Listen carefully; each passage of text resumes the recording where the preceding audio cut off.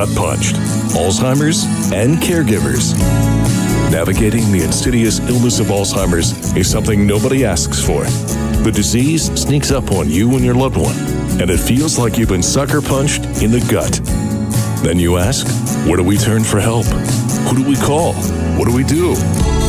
These questions and more are what we hope to answer and give you some direction and hope. Now let's join our host, Jeff Edwards. Greetings and welcome. This is GutPunched, Alzheimer's and Caregivers, episode 66 and a half. What? I'll explain. Or Alzheimer's, what a pain in the butt. Well, thanks for joining us today. Where do I start?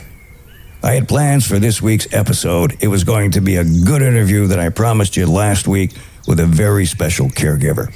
Unfortunately, Alzheimer's and its nasty effects got in the way. We'll have the very special caregiver next week.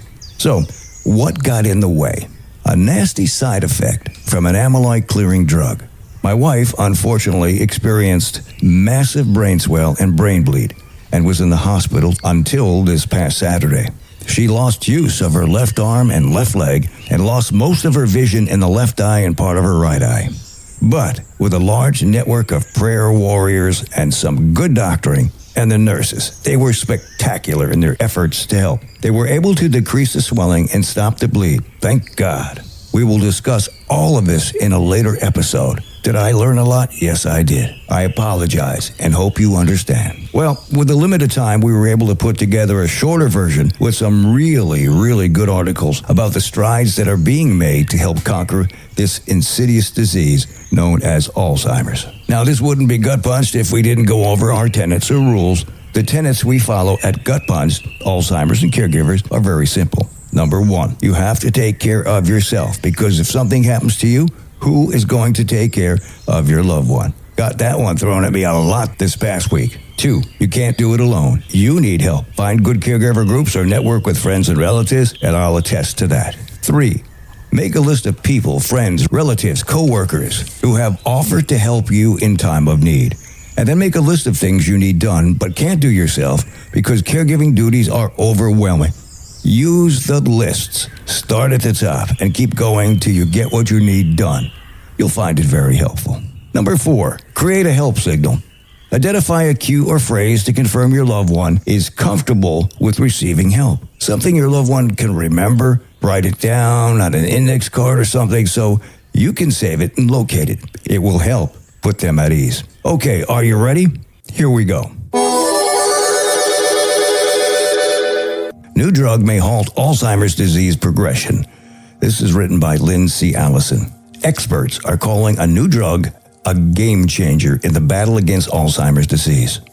The novel therapeutic agent, trontinemab, has been found to cross the blood-brain barrier, a long-standing obstacle in Alzheimer's research. And researchers say the drug could potentially be taken to prevent Alzheimer's disease from developing in the first place. The new discovery is welcome news as more than 55 million people worldwide are living with dementia, and Alzheimer's disease accounts for up to 70% of these cases. And to date, there is no cure for the devastating disease.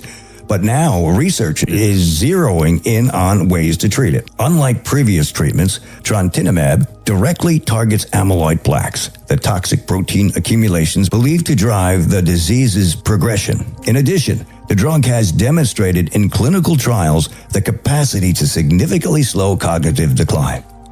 Experts are optimistic that this innovative approach could transform the outlook for millions of patients and families worldwide.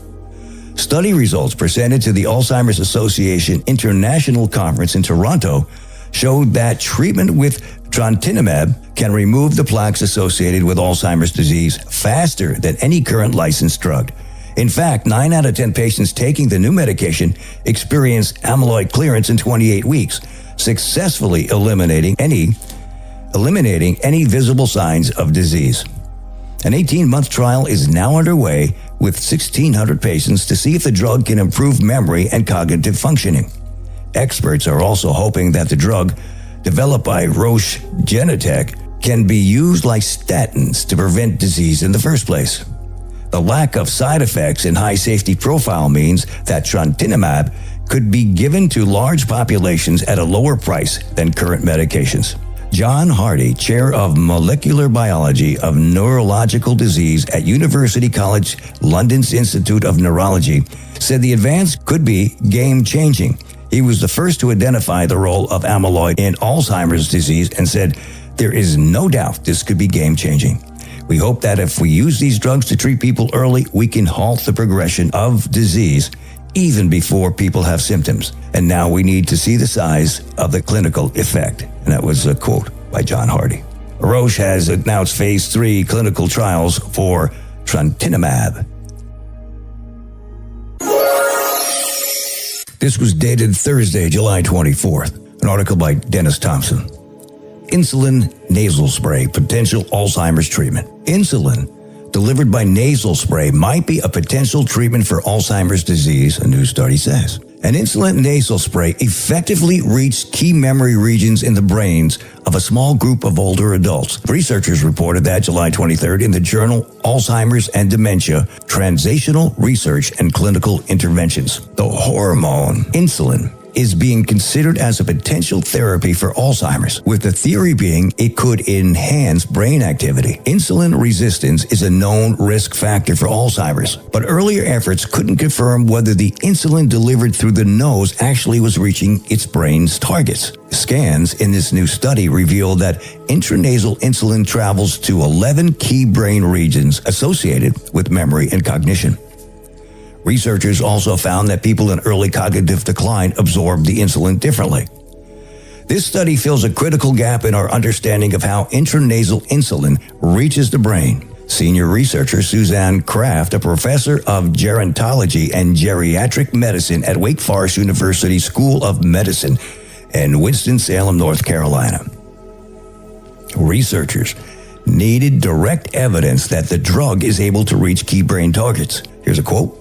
An unexpected finding was the observation that uptake may differ in people with early cognitive decline, said Kraft, who is also director of the Wake Forest Alzheimer's Disease Research Center.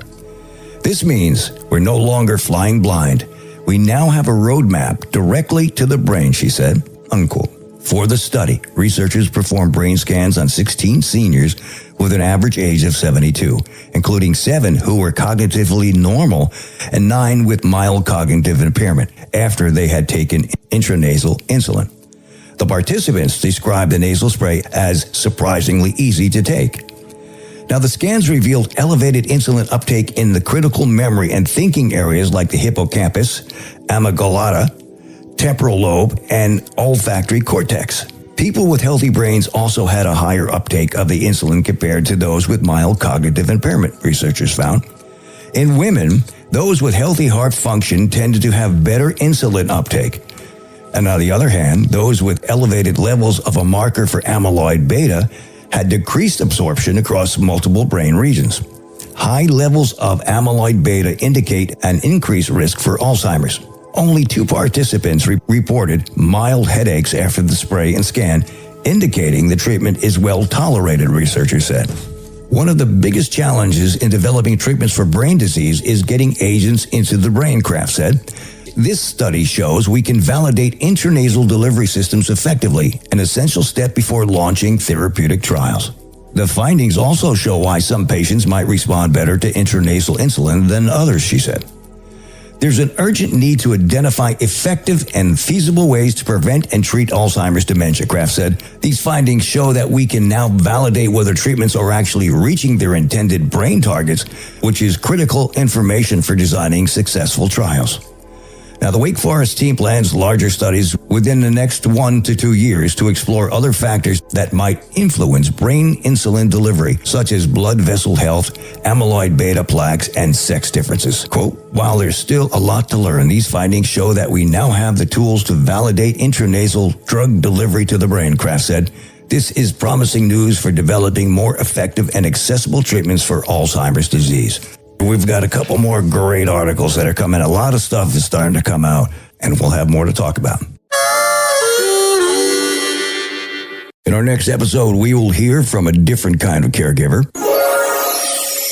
And for more information, reach out to the Dubin Center at dubincenter.com. You can check out the Alzheimer's Support Network at alzsupport.org/about-us. And to find your local chapter of the Alzheimer's Association, you can visit alz.org/local resources/find your local chapter. Or, even better, call their toll-free hotline at 1-800-272-3900. That's 1-800-272-3900. Now, they have a new resource called Dementia Care Navigation Service. It's powered by Ripple and the Alzheimer's Association. Caregivers and people living with Alzheimer's or another dementia can access personalized dementia care for free, including a dedicated care navigator and tailored resources. You can call 855-271-2662. That's 855-271-2262 to get connected. Take the first step and contact them. Check it out. We mention the guide frequently. It's another great resource and provides help and respite care. It's probably just easy to Google it, Edge it, or DuckDuckGo it.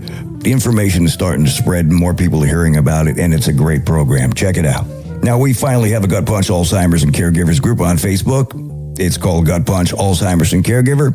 Easy name to remember. And the group is growing, so why don't you check it out? Now, I'd like to thank all those people who help and contribute each week to build this podcast. I couldn't do it without you, and you know who you are. Our website is gutpunched.com, and the email address is gutpunchedac@outlook.com or jeff@gutpunched.com. Help us grow and share this podcast with others who have someone who has a family member or friends who are dealing with a loved one who has Alzheimer's or any type of dementia, that you would let them know about this podcast. They may need the information and resources. There is help and hope out there for everybody. You just must know and where and how to find it. That's why we're here. Thanks for the comments and messages you're sending. Keep them coming. And if you like what you hear, subscribe to the podcast. Please leave us a 5-star review. Thanks for joining us, and please come back again. God bless. This has been Gut Punched, Alzheimer's and Caregivers, with your host, Jeff Edwards. Don't forget to hit that like button and subscribe to us on all the platforms like Spotify, Apple, Pandora, and more. If you have a question or want to get in touch, our email is gutpunchedac@outlook.com.